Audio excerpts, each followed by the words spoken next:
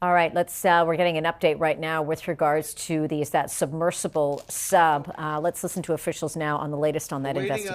Awaiting us was a ship and a team and a community ready to engage us, to get us onto the ship and to get us underway. The last load, container ship, the truck arrived at the pier side, 2300 on June 20th. The ship was underway the next day, June 21st, at 05:30. From the last truck arriving to us leaving the pier was about 5.5 to 6 hours. 70,000 pounds of equipment. Ship underway, site of Titanic, and the loss of, or the missing submersible at this point, of course, was Titan. I just want to emphasize the whole response team that we were going to integrate into was underway. There were at least 10 ships and aircraft active already on site. Odysseus 6K, as the 6,000-meter mobile ROV system, became the primary asset focused on rescue. Underway to the site, we finished the integration and activation of the vehicle and rigged it for rescue. Plain and simple, we were focused on rescue. We arrived on site less than 24 hours later. 0430 local mean time, the Horizon Arctic, integrated into the ongoing and multinational rescue effort. At that point, within an hour, 0530, our system was launched from the back deck and began to descend to the seafloor. Shortly after arriving on the seafloor, we discovered the debris of the Titan submersible. Of course, we continued to document the site, and by 12 o'clock, sadly, a rescue turned into a recovery. I have to apologize, we're still demobilizing. It's a lot of emotions. People are tired. During this period, upon arriving on site, we have to point out that the U.S. Coast Guard Incident Command reached out to the families of the Titan crew upon our discovery of the debris. A very important communication. We continue then, of course, to perform an operation from rescue to recovery. So from basically June 22nd till June 27th at 9:30, our teams, and I say our teams because it was the integrated team of the Horizon Arctic and the Pelagic team and many, many, many others, were conducting 24-hour ROV operations as directed by the on-site commander. We, of course, used our heavy lift capability to recover all the objects of interest as directed by the incident response team. Just to complete the timeline for you, on June 28th, 0730 local mean time, St. John's, Newfoundland, Horizon Arctic with the Pelagic Embark team arrived at the Canadian Coast Guard base, where wreckage was offloaded and our demobilization began.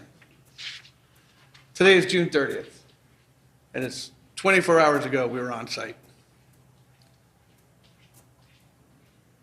We really have to take that into perspective. Before taking questions, a few more points. We're still reviewing the sequence of events that we were a part of.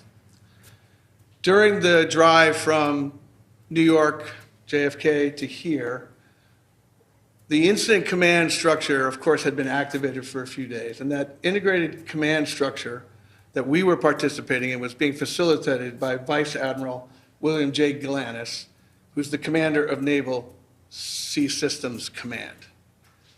So after Ocean Gate had activated us, we were immediately blended into the incident command structure. I ask us all here today to recognize the seriousness of the event and respect the depth and range of emotions, certainly and most importantly, the family and friends of the Titan and all those in the response. I'm happy to take questions. What was it like at that moment of discovery of debris? If you can, and I know, again, it's emotional for you, but if you can describe what happened, what kind of protocol did you follow? Sure. There was clearly, when we arrived on site, we were the primary identified asset to effect rescue. There was a fleet of ships there. We came in next to a ship called Deep Energy, an industry ship. Their vehicle was at 2,700 meters. They were not capable of going deeper, but I want to point out that Deep Energy they had 2 ROVs. Prior to our arrival on site, they had sent 1 ROV to seafloor beyond their depth capability, and it unfortunately mechanically had an issue. So that is just the scope of the efforts. They lost a vehicle trying to get to seafloor. So when we arrived on site, we were slotted as primary. We came right next to Deep Energy. We're in a 400-foot ship. Deep Energy is a 700-foot ship. We were 75 meters apart. Okay, they had a lifting line at 3,000 meters waiting to recover. Our focus, our plan was to integrate the lifting mechanism into the center core and the lifting capabilities of Odysseus 6K. So our plan of rescue was to immediately, upon finding Titan, latch onto her as quickly as possible and begin recovery. There were protocols in the event of the scenario of viability and non-viability. So it was wild. There were ships, we were moving assets under the integration and coordination with Incident Command and the team on Deep Energy. But because we were primary, they were asking us to make the decisions about how the various assets would move. And so when we did discover the wreck of the Titan, different sets of protocols went through. Were you aware of what Ocean Gate was doing prior to this whole event taking place? It's a very small community, so the answer is yes. Your thoughts on what they were doing? I mean, I really don't have I don't have necessarily an opinion on that. It's a strong investigation going on right now. Explorers, people who seek to be on the ocean, to go to depth, it's very compelling. We certainly share those desires. Our whole company is designed to support research and science at depth. So there was a passion and a joy for exploration. So. Can you talk about the technology of the Odysseus? Sure, yeah. So the Odysseus 6K is a remotely operated vehicle, meaning it operates from a ship through a tether. This is the control room of the system. This is actually the full kit as it is mobilized onto a ship. So it's a compact, mobile, 6,000-meter deep water system. And that's one of its key design characteristics. We've always known and we've always wanted to be available for these types of situations. Wish the call never came, but we wanted to be ready when it did. And so it's designed to withstand depths up to 6,000 meters. All the equipment, everything on there has to operate at that depth. Importantly, it has 7 function manipulators, high definition 4K cameras, heavy lift capability, a multiplicity of tools to allow us to do work at depth. Where was Odysseus built? Were you involved in the construction of this ROV, and where was it actually built? Is it housed here normally? So Odysseus 6K is our design, and it was built by MPH Engineering in Largo, Florida. A very strong collaboration with the fabricator. We worked together to build this system. It first became operational in 2016. And our primary market is deep sea science. So we've worked a lot with University of Victoria, Ocean Networks Canada as example, NOAA and other groups. This is our operational base. We're a mobile system, so in a sense we can be anywhere. So this gets lowered, what part of this that we're looking at So, gets, is that what ends up on So the this floor? entire vehicle goes to the seafloor. What you're seeing here is an integrated launch and recovery system. You can barely see the umbilical here. This allows the vehicle to be taken off deck, rotated over the side, and then lowered to the seafloor.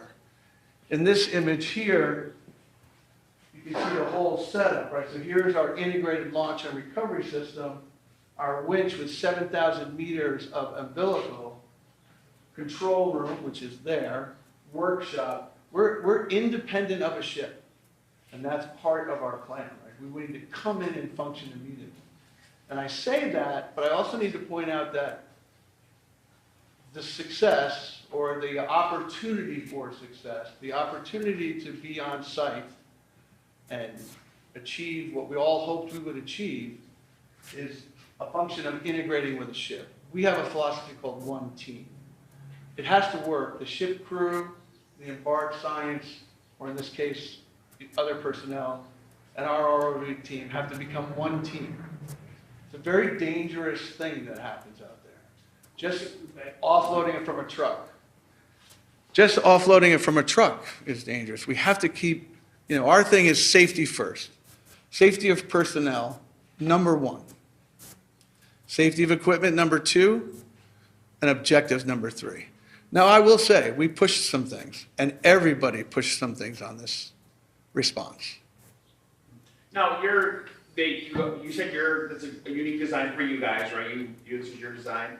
Are you the only ones with equipment capable to go down that low and recover what you did based on the fact that the other ship, their unit malfunctioned?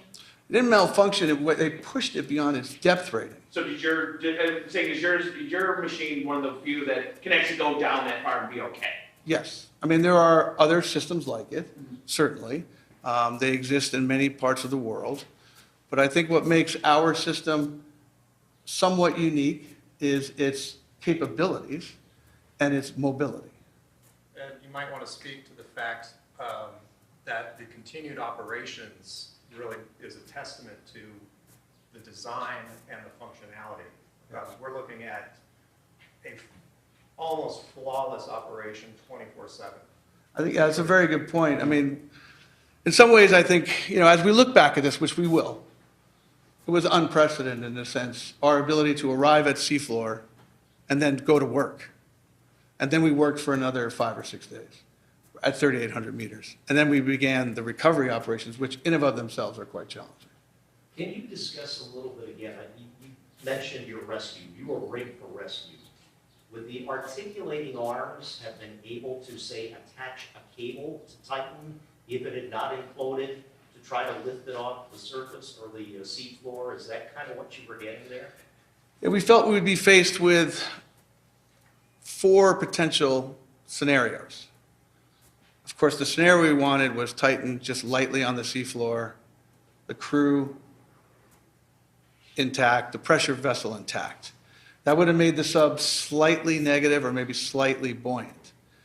What we did is we tied a lifting mechanism into the center core of the vehicle, which we could not detach. Right? The sub was not being tracked. They lost tracking and communication, which means we didn't know where it was. And subsea navigation and knowing where you are is essential for safe operation. All right, so if you're just joining us here on CTV News Channel, Pelagic, that's who we're listening to. One of the members there, Edward Cassano, he's with the Research Services CEO there of that company, talking about sort of what their role was in what was supposed to be, they said, starting off as a rescue mission, then became a search and recovery. And the amount of work that was involved in recovering whatever pieces of the submersible, that's the Titan submersible, they were able to do so. They did. And now, of course, that investigation will continue as to exactly what happened here. So we're going to follow any further developments on that. Keep it here on CTV News Channel. We're just going to take a quick break, and we'll be right back at the half hour.